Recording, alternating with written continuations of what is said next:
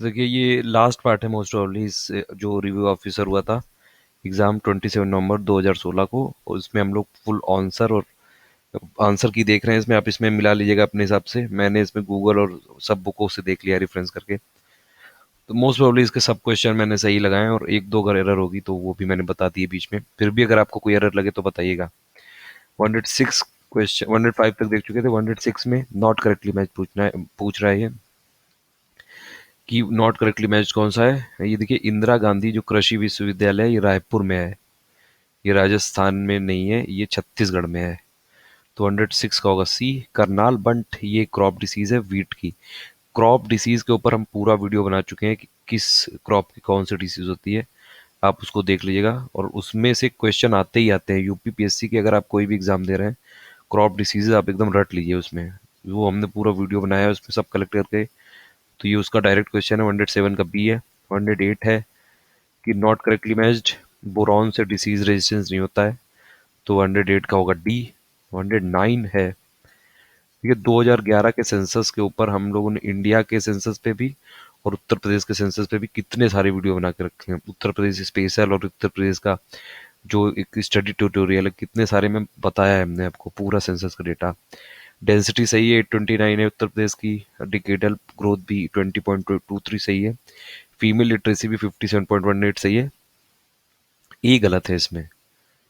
ये परसेंटेज जो उत्तर प्रदेश की जितनी पॉपुलेशन है वो पूरे इंडिया की 16.5% है, 18.5 नहीं है। तो आप याद रखिएगा, कई सारे लोगों ने गलत आंसर दिया है इसमें। 109 का ए है।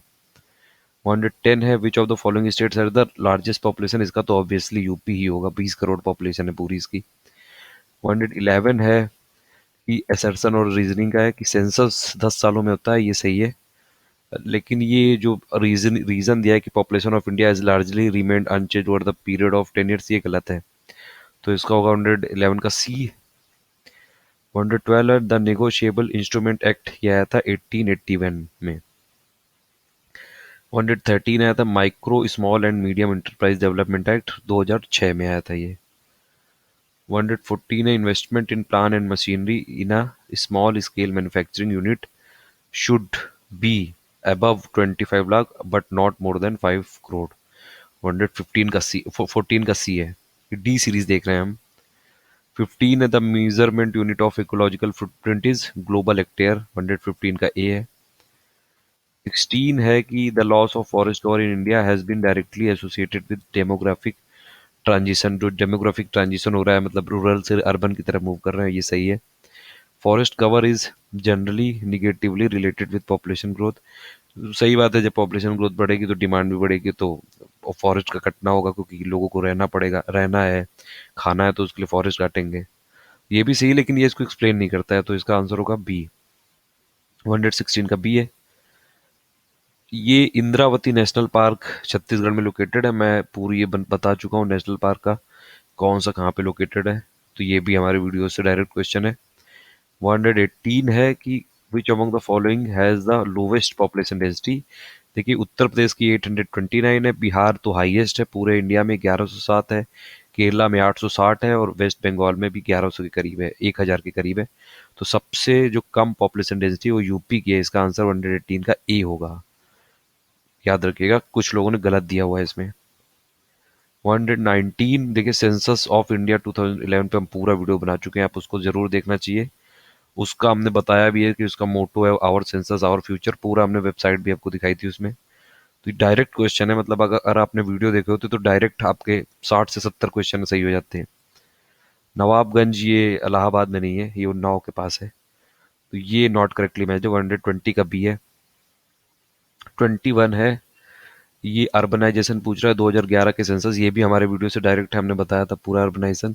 सबसे ज़्यादा अर्बनाइजेशन है गोवा, और सेकंड नंबर पे इसमें जो इस लिस्ट में के हिसाब से वो है तमिलनाडु, 3412 है। 34 अगर आपने पहचान लिया, उसके अलावा कोई ऑप्शन ही नहीं दिया है, तो 121 का सी है।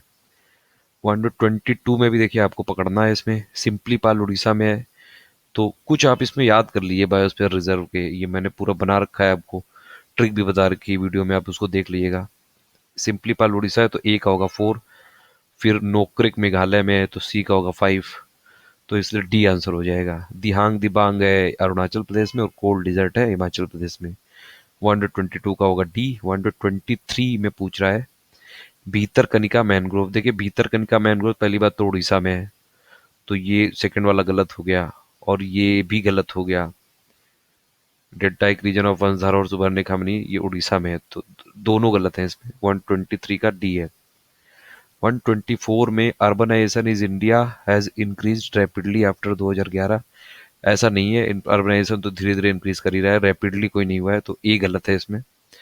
और revolution in mobile communication has been taking place India, ये तो सही बात है, तो आर इसमें ट्रू होगा और ए फॉल्स होगा। 124 का डी है।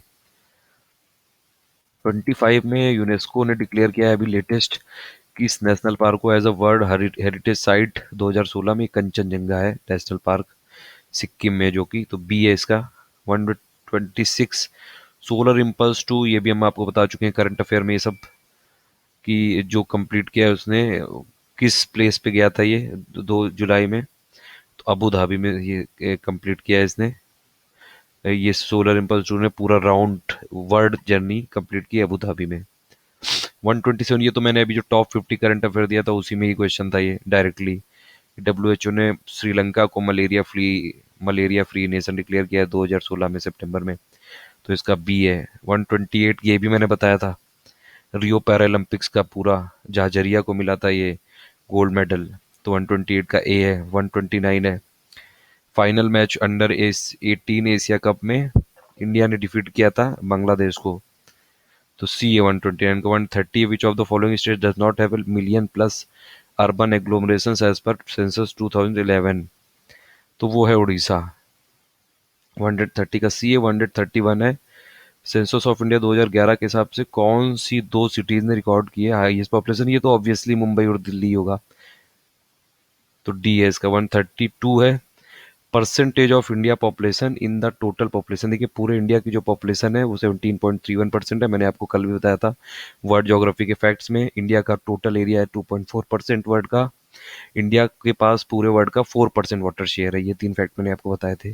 132 का होगा ए। 133 है मेक इन इंडिया कॉन्फ्रेंस जो दिसंबर में होगी वो भुवनेश्वर में होगी। 134 है कि विच ऑफ द फॉलोइंग कांग्रेसमैन, ये 2016 में एक बिल किया है Pakistan state sponsor of terrorism designation act, Ted पोए और डाना रोबाचर ने, तो ये 134 का डी है। 135 है कि सितंबर 2016 में प्रेसिडेंट ऑफ यूनियन जीए ने एक हाई लेवल मीटिंग की थी issue related to anti microbial resistance, current affair से रिलेटेड है। 136 है कि पहला समाजवादी अभिनव स्कूल कहाँ पे स्टैब्लिश किया गया है, इलाहाबाद में। 137 है इंडियन आर्मी ने सर्जिकल स्ट्राइक की थी 27 सितंबर 2016 को, ये आपको डेट याद रखनी चाहिए, काफ़ी ज़्यादा न्यूज़ में आई थी सोशल मीडिया में भी, पीओके में जो इंडिया ने घुस के मारा था। 138 है कि अभी तक इनकम डिक्लेरेशन जो स्कीम हुई थी उसमें कितने रुपए डिक्लेयर हो चुके हैं, तो ये है 65,250 करोड़। यूपीपीएससी जैसे एग्जाम में ऐसे फैक्ट डायरेक्टली पूछे जाते हैं तो आपको याद रखने चाहिए। फिर ये रैंकिंग वाला क्वेश्चन है कि सस्टेनेबल डेवलपमेंट गोल इंडेक्स में इंडिया की रैंकिंग 110th है 2016 में। फिर 2016 तक यूनेस्को ने कितने वर्ल्ड हेरिटेज साइट डिक्लेयर कर दी हैं अभी तक, तो 35 हो गई हैं टोटल ये 2016 में। ये इंडिया में मतलब जो अब हो गई हैं 2016 तक वर्ल्ड हेरिटेज साइट, अभी तक 33 थी, 2 और कर दी गई तो 35 हो गई। तो ये हो गया हमारा यूपी पीएससी आरओ यानी कि समीक्षा अधिकारी का पूरा पेपर। देखिए मैंने ये पेपर देखा है, मुझे तो ये पेपर थोड़ा सा टफ लगा है, और 140 का ये है, 60 का वो हिंदी है, तो मेरे हिसाब से तो कोई कट ऑफ का प्रिडिक्शन जो लोग कर रहे हैं और जो लोग बोल रहे हैं कि बहुत आसान पेपर था वो बिल्कुल झूठ बोल रहे हैं, ऐसा कोई आसान पेपर नहीं था। मुझे लगता है कि टोटल मिला के जो 200 में से 130 के आसपास जाना चाहिए, 130 से 40 के बीच में करीबन। लेकिन यूपी में कुछ भी हो सकता है क्योंकि यूपी में कंपटीशन काफ़ी ज़्यादा होता है, तो कट ऑफ मतलब 140 के आसपास जाना चाहिए लगभग। यूपी में काफ़ी टैलेंटेड लोग हैं और यूपी में कट ऑफ काफ़ी ज़्यादा जाता है, और यूपी से ही ज़्यादातर जो आईएएस और पीसीएस के लोग निकलते भी हैं, तो मेरे हिसाब से तो कट ऑफ यही है। बाकी आप देख लीजिएगा मेरे हिसाब से, लेकिन पेपर ओवरऑल सरल तो नहीं था, बहुत ज़्यादा टफ नहीं, लेकिन मीडियम लेवल था इसका, कुछ क्वेश्चन एकदम लीक से हटके थे।